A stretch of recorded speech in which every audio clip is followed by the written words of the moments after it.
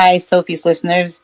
This is Pam Parker, your diva for today. I have a really interesting show this afternoon featuring Annabel Park, who's a progressive activist, a documentary filmmaker, and the co-founder of the new nonprofit Count Me In to Win. She's a passionate advocate for immigrant rights, social justice, and democratic reform. And she's launched several online communities, including the Coffee Party, Bridge the Divide, The Story of America, Facing Humanity, America Welcomes Refugees, and The Talk on Main Street. She's also most recently the spokeswoman for Healthy Campaign, which is a national initiative that she'll talk about later in the show. She studied philosophy and politics at Boston University and then at Oxford University. And since joining Healthy Campaign, the change in her eating and dietary habits has significantly improved her health.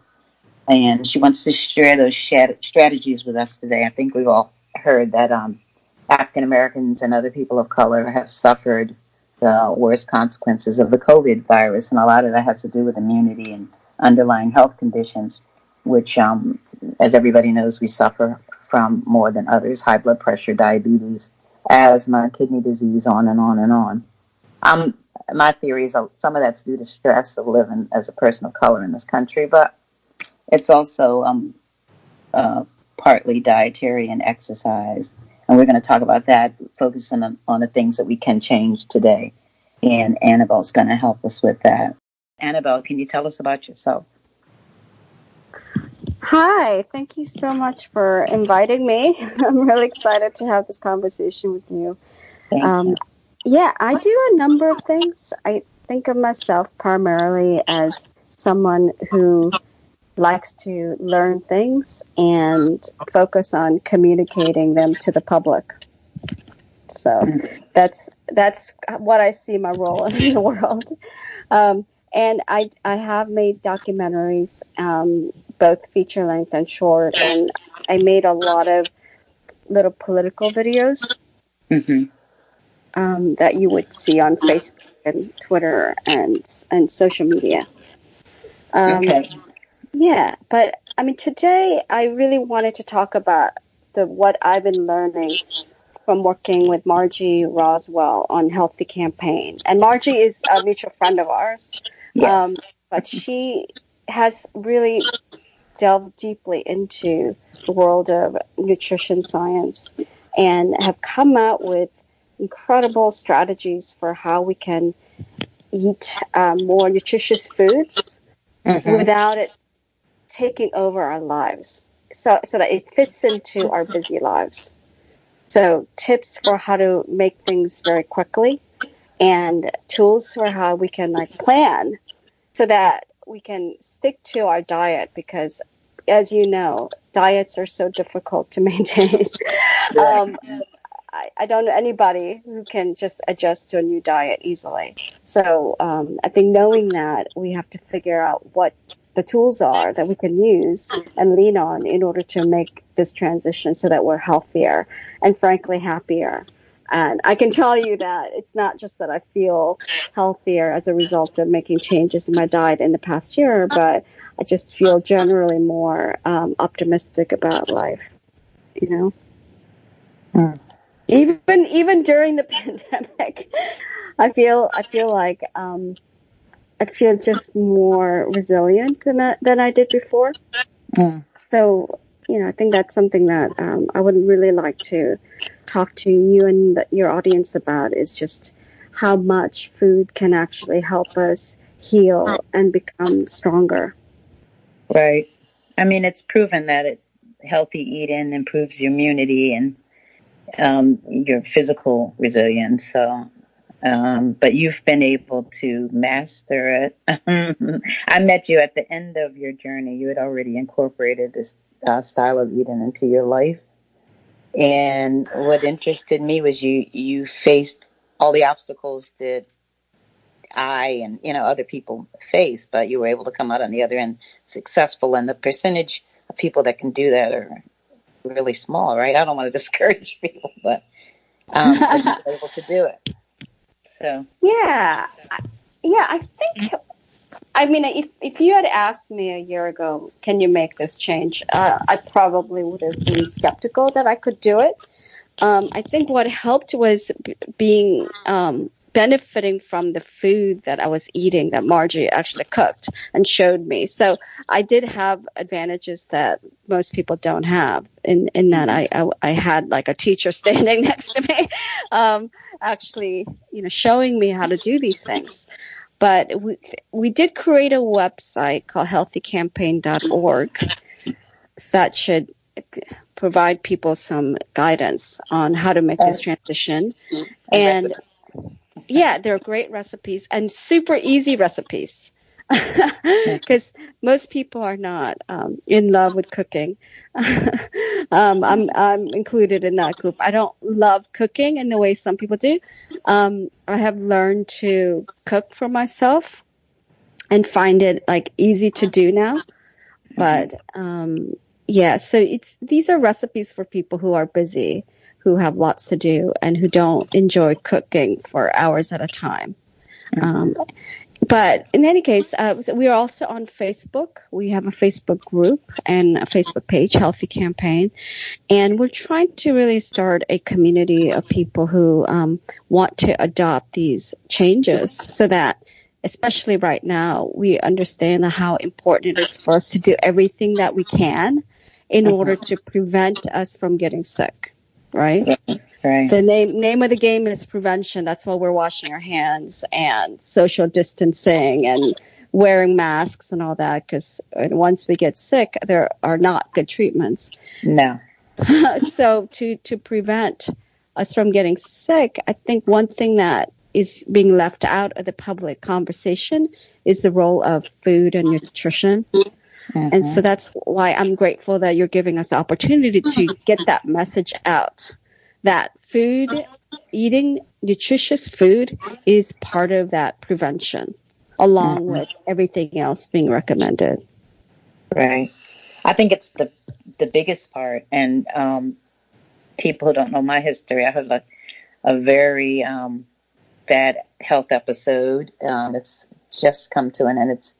I'm almost 1 year past the kidney transplant. So that was a pretty serious health episode. And even with that, I wasn't given a lot of information on nutrition.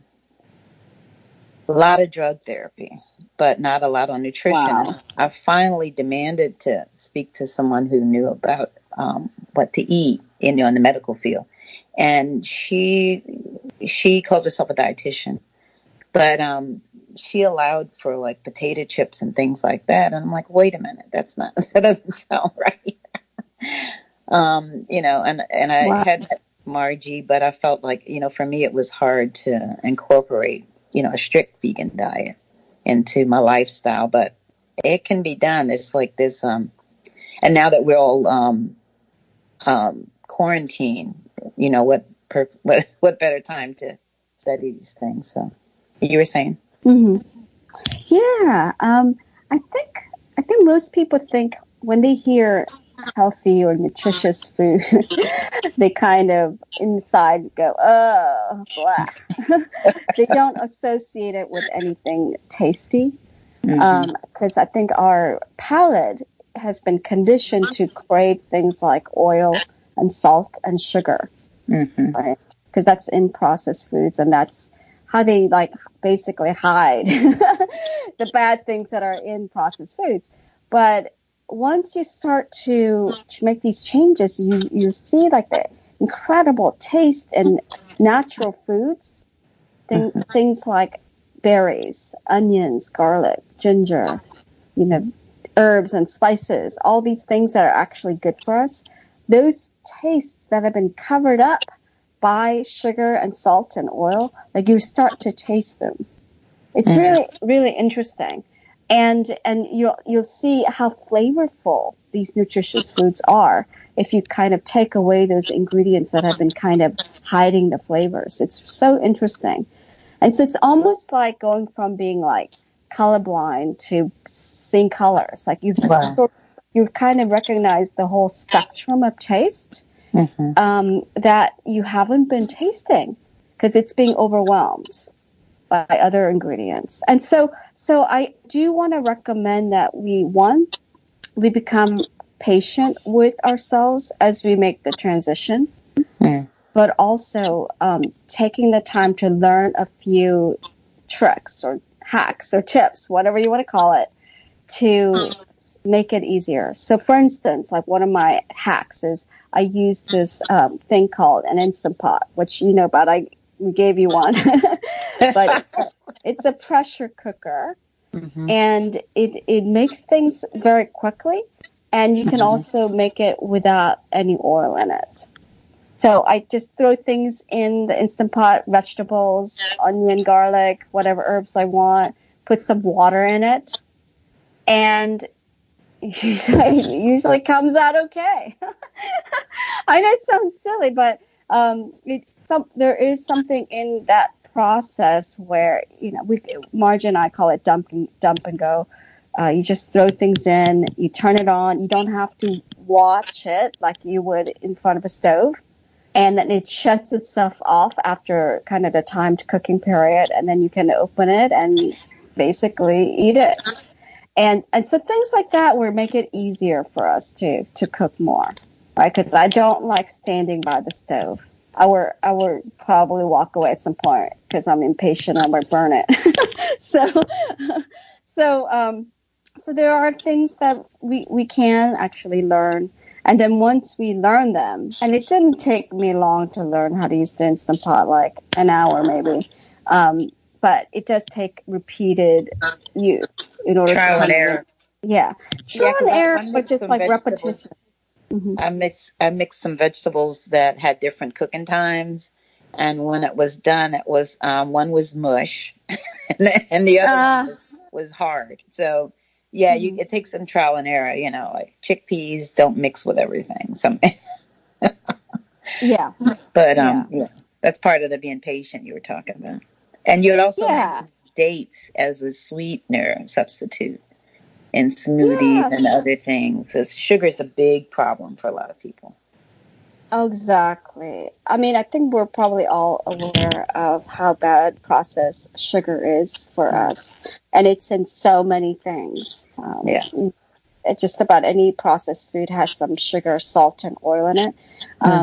But sugar was a big thing for me to transition out of because I like everybody else, I was addicted to sugar, and I had to find replacements. And so, for instance, I put honey in my coffee instead of sugar.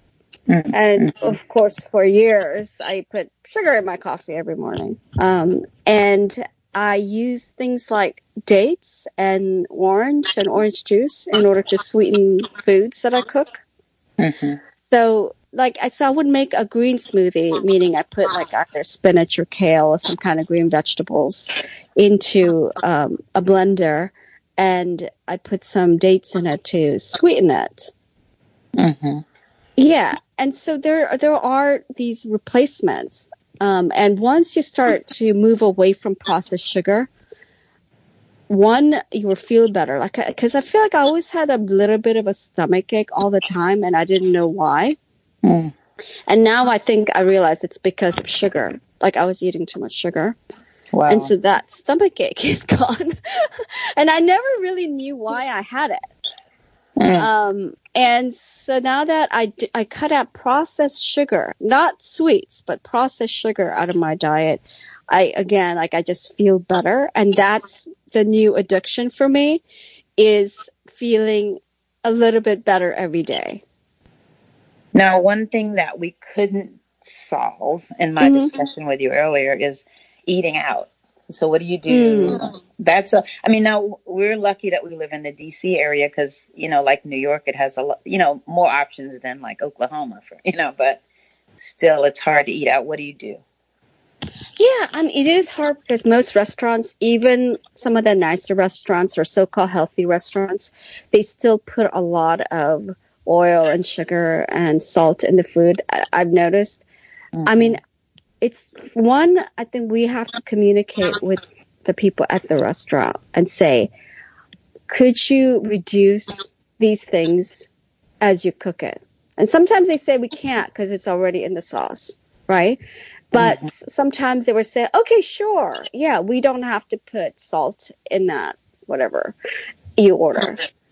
And so you have to communicate with the kitchen and with the wait staff. And sometimes they're super accommodating and sometimes they're not. And so you can keep going to the ones that do accommodate you and reward them. Right. And then slowly, our demands were changed such that restaurants were mark, the low sugar, no salt things on their menu. That's going to happen eventually, right? Just like we see no gluten or vegan things marked on the menu sometimes. And so I think, we just have to communicate what we need and want, I think. But there's no like simple solution because the norm is that there's a lot of salt, sugar, and oil. Right. But one upside is, like you said, there's less money. I mean, there's more money in your pocket if you don't eat out as much. So exactly. That's the upside. Yeah. I mean, that's another benefit to the change that I made is I have significantly cut down on how often I eat out. And even if you think, oh, it's only a $7 sandwich, but it really adds up if you do it every day, right?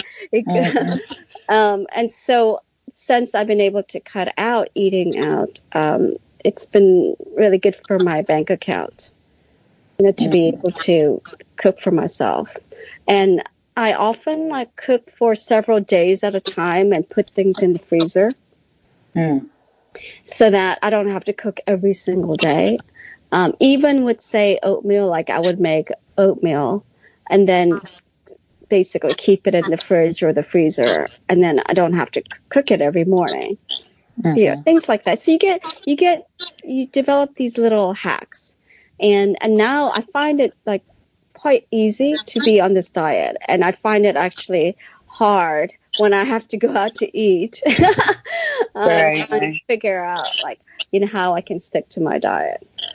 But it's been really good. I just want to say how incredibly flavorful the so-called nutritious foods actually are, and that it will awaken our taste buds in a way that's really quite incredible and miraculous, and that it feels very empowering to cook for ourselves, and we don't feel dependent on our favorite fast food or restaurant. Because I love Chipotle, for instance. That was like a big treat for me to go to Chipotle. But I don't feel so dependent on my little trips to Chipotle to kind of get that fix, Right. So, and you're Korean American. Yes. Do you, your dietary routine and your home culture, was it easy transitioning away from that, or was that what you ate before, or no? Yeah, I mean, I wasn't eating a lot of Korean food unless I was visiting or staying with my parents. So my diet was pretty American, kind of. Yeah, although I was the worst. Yeah, well, I was mostly vegetarian. I still ate some seafood and meat every now and then, but I was eating a lot of cheese. I love cheese and yogurt. And so the new diet excludes cheese and dairy products. It is mostly plant-based. And I like I said, I mean, I definitely feel just physically better and mentally better. And your skin is beautiful. I don't know how much weight you've lost, but your skin, I mean, I didn't know you before you've gotten healthy, so. But, it must have had a good effect on you physically. Yeah, it definitely improved my skin and hair, and I've lost about 15 pounds in the past year. And so I'm kind of at the weight that I want to be. And I haven't had difficulties maintaining the weight. And I don't even think about it. I don't weigh myself every day at all. And I just kind of stick to a certain regimen. And And it does involve a little bit of exercise. I don't exercise a lot, but I do exercise a little bit every day. Like I'm talking like 20 minutes a day. um, but that I think also helps to kind of build my strength. But mostly, I just think it's wonderful that right now it is possible for us to still get access to healthy food, even though we're under quarantine. I mean, I get worried that our food supply might get disrupted as well. But I mean, the fact that the grocery stores are still open, and that delivery is still an option for many of us is really just a gift. And so I'm grateful for all those people that make it possible for us to have that. But yeah, so right now, today, one thing that people can do is take a good look at their pantry and start thinking about how they can transition to a healthier diet by like stocking our pantry with healthy foods and to, get some resources on how to make some quick meals. Maybe invest in an Instant Pot, which costs about, anywhere between like $50 to $80. And other, little... And a good blender. A good blender. Yeah, a good blender is definitely a good thing to invest in. It pays off. It really does. But I really think a lot of this struggle is what's going on in our brains, like all the things that we are accustomed to and all the conditioning that we've been put through, all the addictions that we have. It's like a lot of it is just going on in our heads, right? And that's, I think that's the struggle. Our guest, Annabel Park, can be found on Facebook, YouTube, and Twitter. Her Twitter handle is @Annabel Park. And she's also a spokeswoman for healthycampaign.org. Healthy Campaign was founded by Margie Warswell. And they're a national group. I'll let Annabel tell you more about them. And what else? It was okay, Annabel. Well, how did Healthy Campaign get started, and what was the purpose of it when it was initiated, and what are you doing now? It's two different things, right? I think Margie started Healthy Campaign because she saw what people were eating while they were working on good causes like good nonprofits and political campaigns. So we have incredible people working kind of on the front lines for progressive change who were getting quite sick during really critical times because they were eating pizza and donuts every day and just not getting nourished and actually harming their bodies as a result. And so she wanted to show people that there are ways to eat healthy, even if you don't have a kitchen. And so she basically showed people certain tricks that you could adopt in order to create what she calls a nutrition environment. And so anywhere you eat could turn into a nutrition environment if you kind of put some thought and planning into it. So for instance, I spend a lot of time in my car. And so I have like nutritious snacks stashed away in different places in my car, like the glove compartment, so that I don't run into 7-Eleven to get like junk food, right. And so in a campaign office, often there's a refrigerator, but that's about it, maybe a microwave.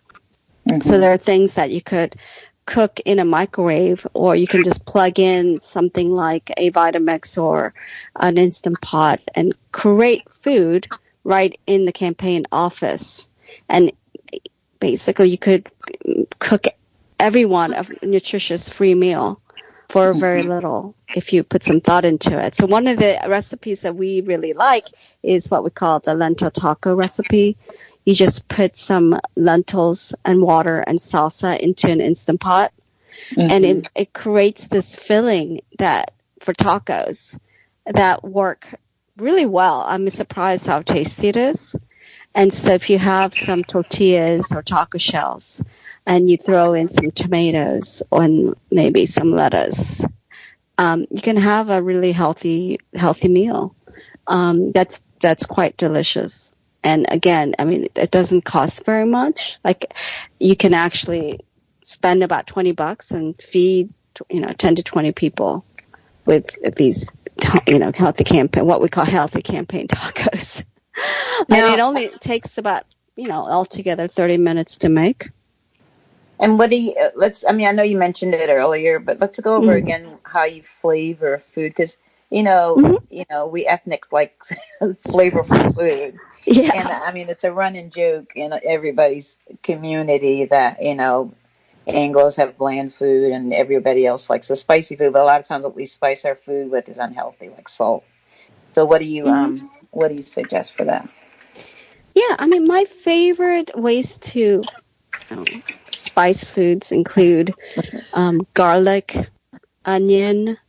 So you can get onion powder, garlic powder. Turmeric is so good for you. It's antiviral. So I use a lot of turmeric and cumin and curry in my foods. And you can get these flavors kind of combined together, so you can figure out which flavors you like. And often you can find little spice mixes. Really convenient to do it that way. Yeah. I mean, the sweetener is the part that I struggled with a lot, because I do like sweet in my foods. And so that's why I was recommending alternatives to sugar. Dates, you're saying. Yeah, that's honey and dates are kind of my favorites, but other people use other things like stevia is one that some people like a lot. But for me, I had brownies made with beans, and I don't know how they sweeten that, but it was pretty good and moist. Yeah. And there are desserts that you can make that are surprisingly good. Like, I made chocolate mousse the other day with dates and avocado and chocolate powder. Like, just pure chocolate powder. And it actually tasted like chocolate mousse. It didn't taste weird, which is, weird. But I also, another thing that I do is I make a healthy smoothie and I freeze it and then I eat it like ice cream. So in my mind, I'm eating ice cream.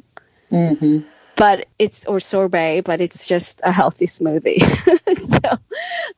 So there are things that you can do to kind of trick your brain into thinking like you're having a treat, but really you're having something that's just super nutritious, and it happens to be good and tasty. And so I think we just get used to these associations, like potato chips and French fries and pizza are these are things that get us all excited, like, oh, they're so tasty. But they're not good for us, and they're make you feel bad. Ultimately, they make you feel bad, even though in that moment it tastes really good in your mouth.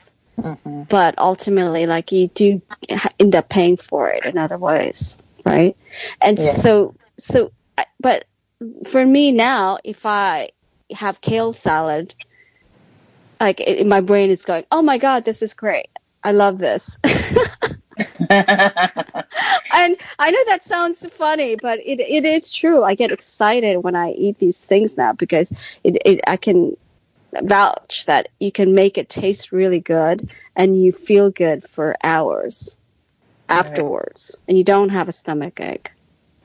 And I offered earlier, but I want to remind folks you're welcome to call in and ask Annabel questions at 202-588-0893, or offer your own suggestions. I know there's folks in DC that know everything, so if you have something that would help other people. I know a friend of mine runs I think they go twice a year to Costa Rica. I can't afford to go, but some of you may be able to. He teaches guitar, yoga, and they eat vegan healthy food.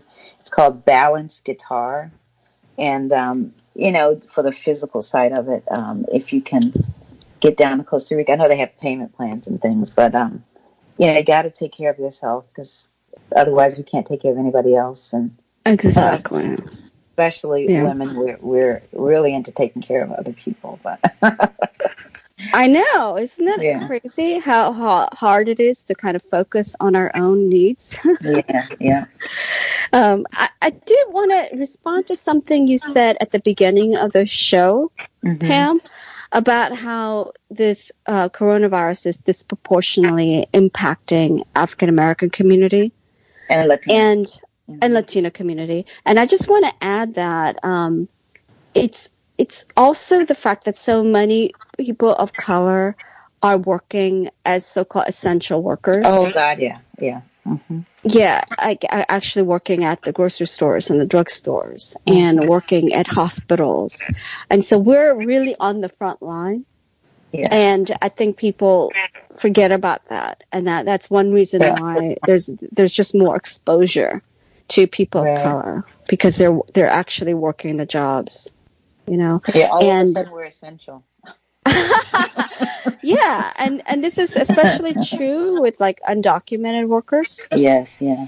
Oh yeah. because That's good. yeah, I mean they're disproportionately impacted as well because they are really working jobs that other people don't want to do and they don't have the option to stay home. Or healthcare.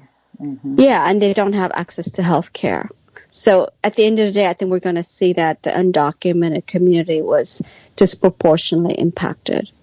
Oh yeah, and they're probably Mhm. not being counted at this point. I mean, Mhm. oh. Yeah, exactly. And also the Native American community Mm-hmm. for other reasons as well, because sometimes they don't have access to even clean drinking water. Right.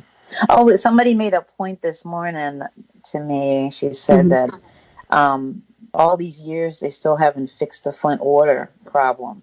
But Mhm. within a couple of days, they organized this experimental treatment on African Americans in Detroit. Oh my gosh. So, yeah, they're going to test out that new drug that Trump's family has stock in on African Americans in Detroit. So, Oh wow, I hadn't heard that. yeah, she Yeah, just texted this morning. So, I don't know. I haven't looked into it, but sounds reasonable considering everything else that's going on. yeah, I think the vulnerability, there are just so many different levels of vulnerability. Mm. And I think that that's one thing that we're seeing very starkly, like who the really vulnerable people are. Because at the beginning of this epidemic or pandemic, people were talking about how the older people were the most vulnerable or people with underlying conditions. Mm-hmm. But as it progresses, we see like how the underlying inequalities in our society is all the more like amplified and magnifying what's happening to the different communities. And so it's and you know, for me, I'm an Asian American, Yeah. and Asian Americans are impacted differently because we're being targeted by racists and xenophobes because we're associated with causing this pandemic. Mm-hmm. You know, so it's like become quite frightening for me to be outside sometimes because I feel like people are looking at me like I'm dangerous. And this has never happened to me before where I was looked at as being dangerous. Yeah, you're not dangerous looking, let me tell you. I mean, but it's an interesting experience to have people look at me Yeah. like I'm dangerous. It's like it makes me feel a lot more solidarity with, say, you know, African Americans and Latinos who have been looked at that way for years, right? And so it's an interesting experience. But I do feel like you know, solidarity is the word that like I feel like I dream about, think about, wake up with, and sleep with.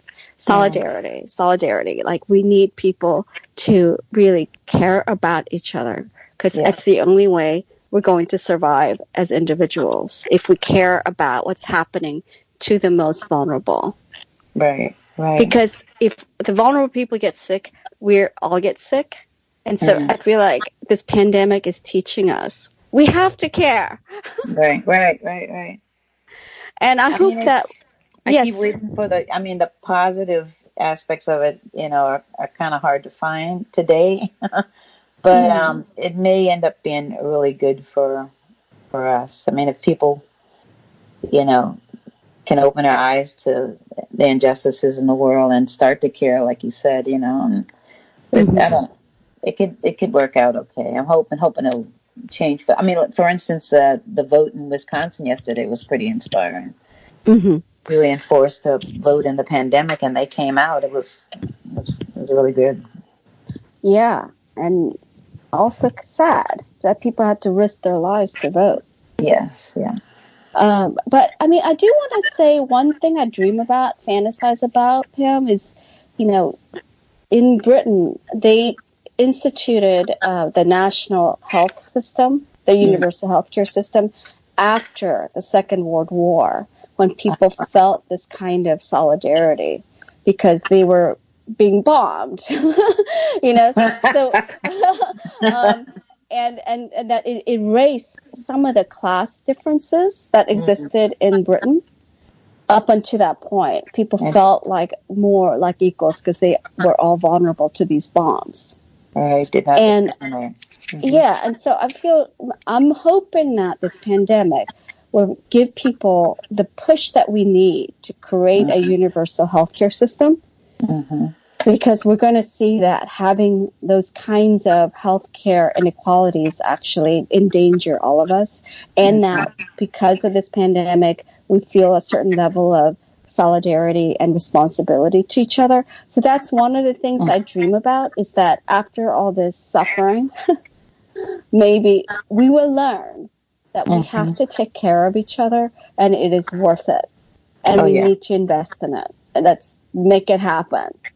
So yeah, I mean, we can't drop the ball once it's over. I mean, you can't go back to, status quo.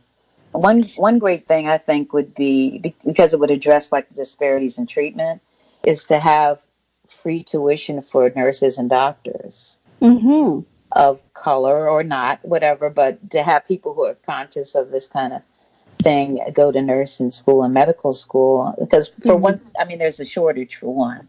But then it would have more of working class people in these roles, and I think it may make a difference in the outcomes. Absolutely. Oh, yeah, that's a really, really good idea.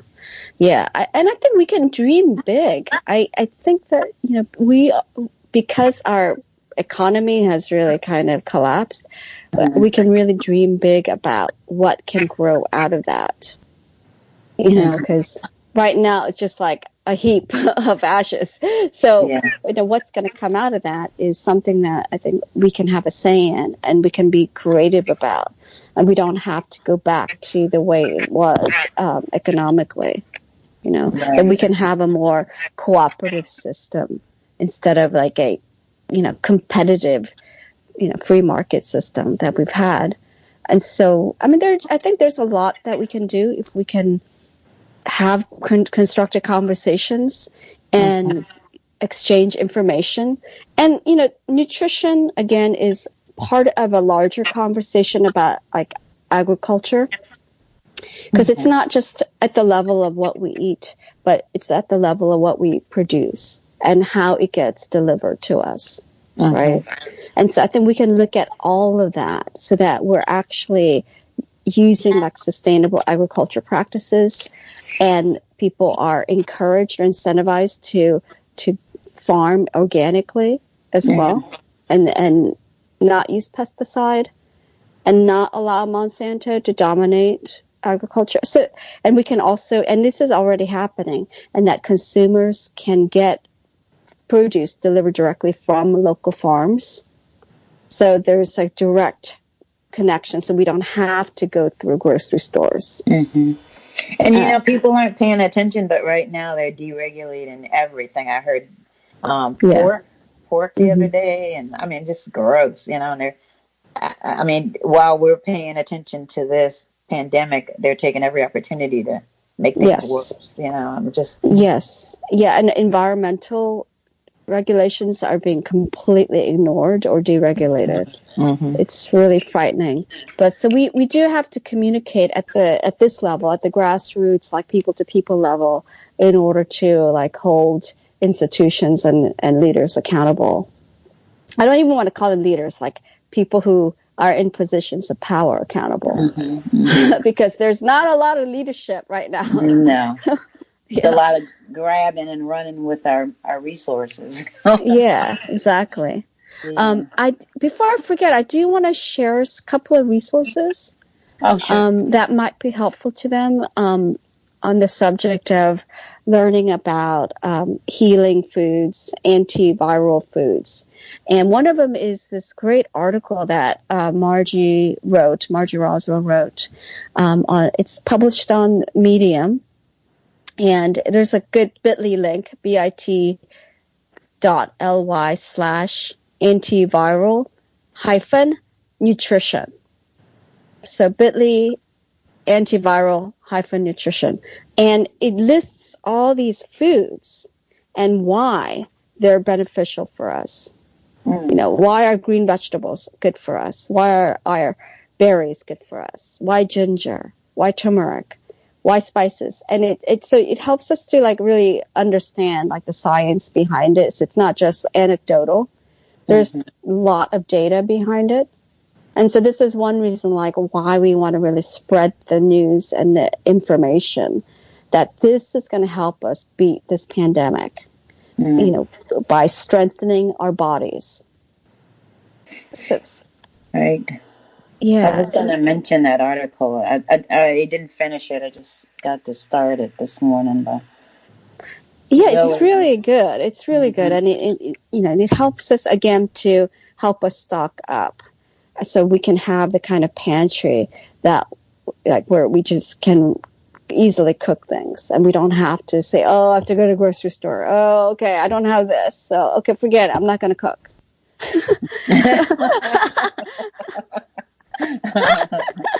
You know what I'm talking about, right? We just like find any excuse not to cook. Yeah. So if we have a well-stocked pantry and we plan a little bit, then we don't have don't that wait barrier. until you're starving. That works. Exactly. Don't wait until you're starving. So. Yeah, then because our stomach then turns into like a monster and a bully, like, I need it now. And so, yeah, so we have to work with our stomach and say, okay, before it gets to be a monster, like, okay, how can I start to, you know, satisfy my cravings? Yeah. No, and another thing that I just want to share really quickly, because it's really kind of been a lifesaver for me, is, and this is a recipe on healthycampaign.org. It's called Chia pudding, Chia. It's that great superfood chia seeds. And it's chia just is incredible, and it's so nourishing, and it is antiviral, and basically it's like you put chia pudding in your favorite milk and sweeten it, and I use dates, but you can also use raisins, and you leave it for like an hour or two or overnight, and it just becomes this like incredibly delicious pudding. And again, like you don't feel like you're compromised or sacrificing taste. It's really delicious. And looks really fancy too. It looks fancy, but it's so easy. It's really cheap. And you know, I just find that if I have it in the refrigerator, when I get that little craving, I can just grab a little bowl of it, and it kills that craving to like say, okay, to just have anything in my stomach. I love it. And nuts also, like if I have nuts around and I just pop some nuts in my mouth when I get that craving, then it does the trick. And another little treat that I make for myself at night, sometimes when I get that midnight craving, is like I mix peanut butter with a little bit of honey and some chocolate powder. So it kind of becomes like my Nutella, but it's healthy. And it's great. So it's like a delicious, nutritious Nutella. And so that's another thing I would recommend, like as a super easy thing that doesn't require a lot of time or prep, you know. But if you go to our recipe section, you're going to see all these like great little recipes that are very easy to make. But it's an ongoing thing. Like I wouldn't say my journey is over. I'm constantly learning, and I also have moments when, you know, I get weak. But I'm sure. And I've been with healthy friends who, I mean, I guess I'm like patient zero or something. I don't know. But I've been with healthy friends, and like for instance, one of my guitarists is a vegan, and he makes his own milk, and he does this and that. And we were playing a festival on Capitol Hill, and they had all this food laid out, and we hadn't eaten all day. And we were standing over near the table that had desserts and sweets and cookies, and he grabbed a cookie and just stuffed it in his mouth. Because, we'd been there all day, and it happens a lot of times when people are with me, because I'm always around unhealthy stuff. Yeah. So I was with a friend in South Carolina who's vegan, and, we waited around till we were so hungry, and she eventually bought a hot dog from a hot dog cart and ate it, So I'm like, I must be a really bad influence on you guys, because...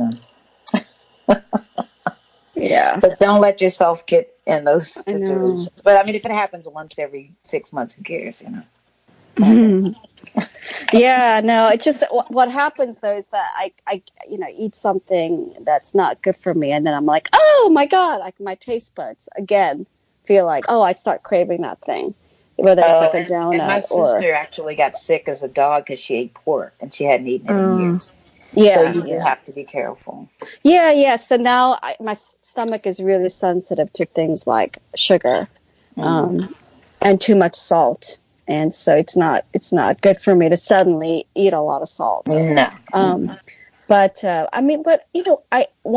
Another thing about that's positive for me about this experience that we're having is, and I don't know if this is true for you and your audience, but since we're stuck at home, I don't have the time excuse.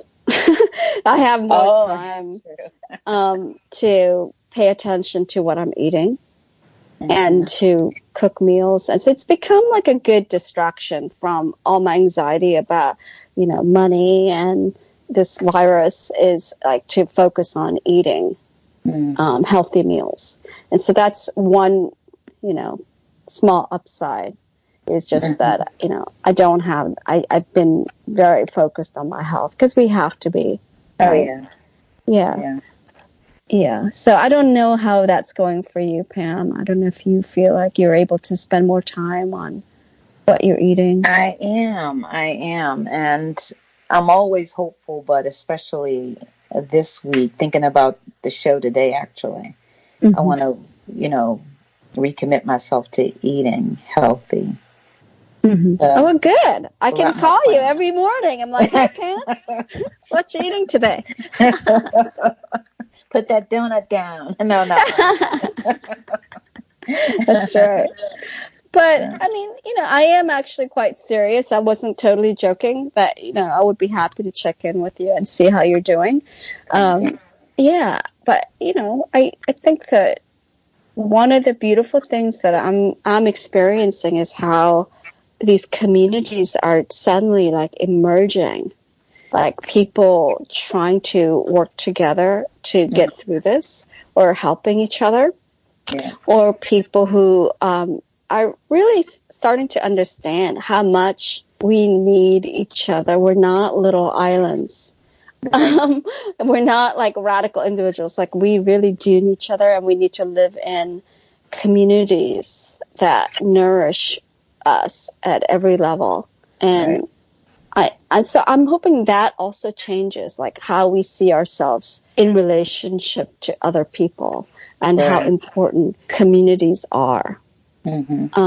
As opposed to feeling like we're on our own. We can't admit that we need help. We can't admit our vulnerability. That's when you let that go, the world changes. The world changes. Exactly, Pam. The world changes, and I think for me, it has changed a lot. I am much more willing to talk about my vulnerability and fear, and not feeling like I have to put up like a front. I just feel less guarded. And to say like I feel like I'm struggling. Right. I can't do this by myself. Right. Yeah, and everybody pretty much is in the same boat. So. Yeah. So for people who are listening, like, I think that you'd be surprised how many people want to help. You know, I think the help needs to be mutual. Like there has to be an understanding that we're here to help one another. Like Right. someone might need more help now, but later I might need help. Right. Mm-hmm. But like, you know, we need to, this is the time to like strengthen our communities and our families and things and figure out like what nourish us at the spiritual and emotional level too. You know? Yeah. Exactly. Yeah. Well, I'm going to encourage you all to follow Annabel Park, Marjorie Waswell, the healthycampaign.org site, and to find this article on medium.com that Margie wrote on good nutrition and how it's antiviral. And the focus of the article, I think, is one of the main theories is the nutritional inadequacies lead to more virulent forms of infection. And so you'll raise your immunity by building up your health. Mm-hmm. It's really important stuff, and we should all start focus on it more. And we have had to face the grim reality that our government's not going to always be there to help us when we need it most. So we have to be there for each other. And Annabelle, any words you want to close with? Or? Yeah, I just want to close with an appreciation for the work that you and your team are doing, that you're continuing to produce the shows and to communicate to the community, because it's so needed. It's so needed. It really is. And I really appreciate you and everything that the station is doing to get information out to people and to just keep things going. If things like this start to disappear, it's going to become really scary. So thank you for being there. And thank you for sharing your knowledge with us today. We really appreciate it. And we'll stay in touch, I'm sure. Yes, thank you. Thanks for having me. Thank you, Annabelle.